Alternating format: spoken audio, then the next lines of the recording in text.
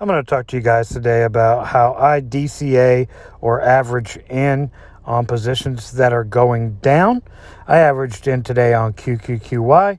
Let me show you why I did it. This is my tactical stock scalper. All right. So I've been talking about this level for a couple days now, but before I get there, we thought we'd get a bounce off 350. I made that video about 3 days ago.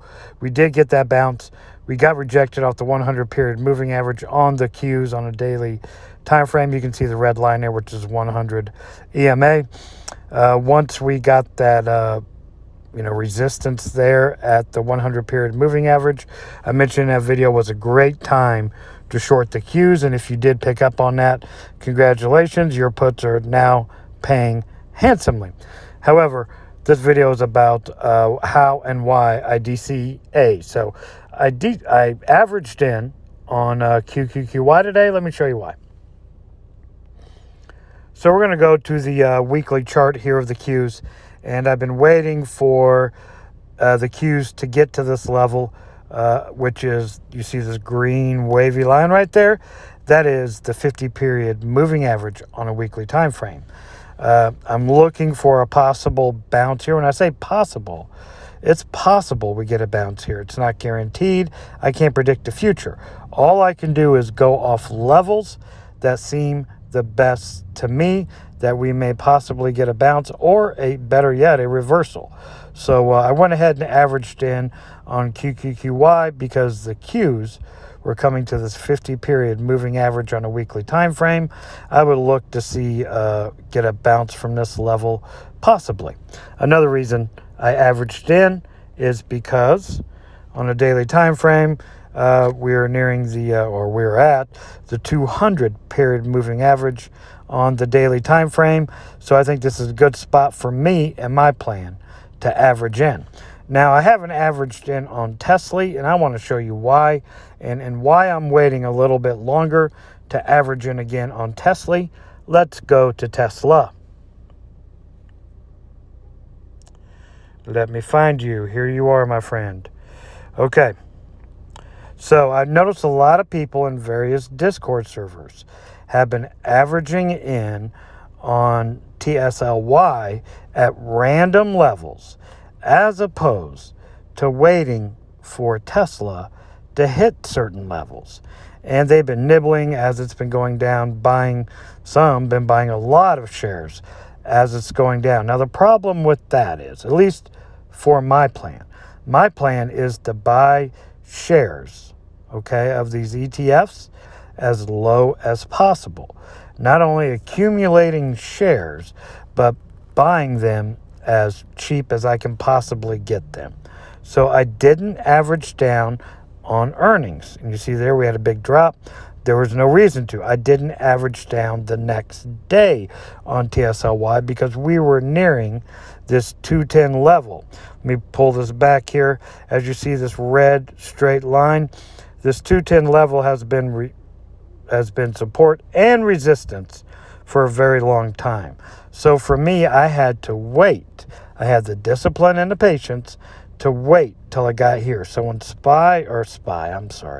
when Tesla got to this level, I averaged in, expecting a bounce from this level. We did get the bounce. You see this green bar there, or this green candle rather. That's the day I averaged in on TSLY. And we did get a bounce as expected. However, very small, very weak, and very feeble.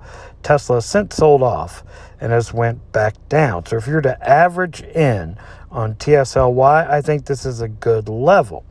And you can go in with more shares and get your average costs down, as opposed to buying a little here, a little there, a little there.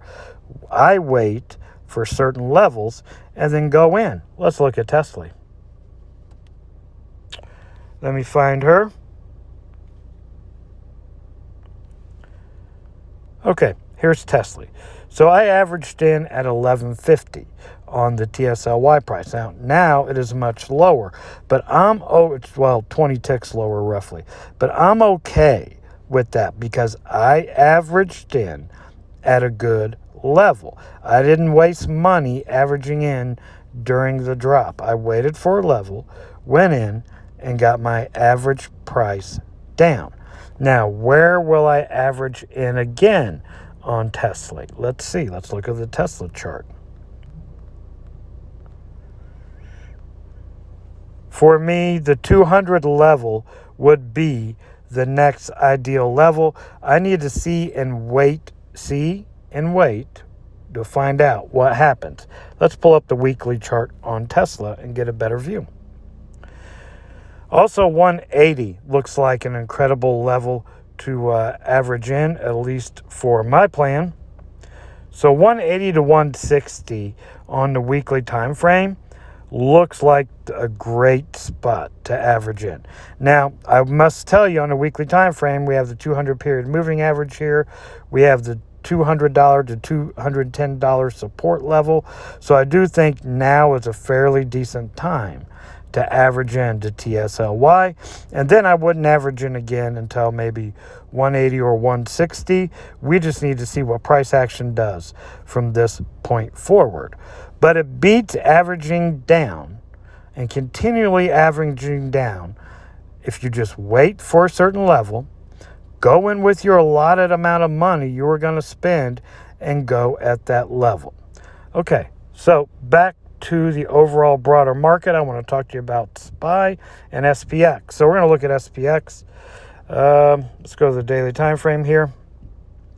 SPX broke the 200 period moving daily average. All EMAs are turned down.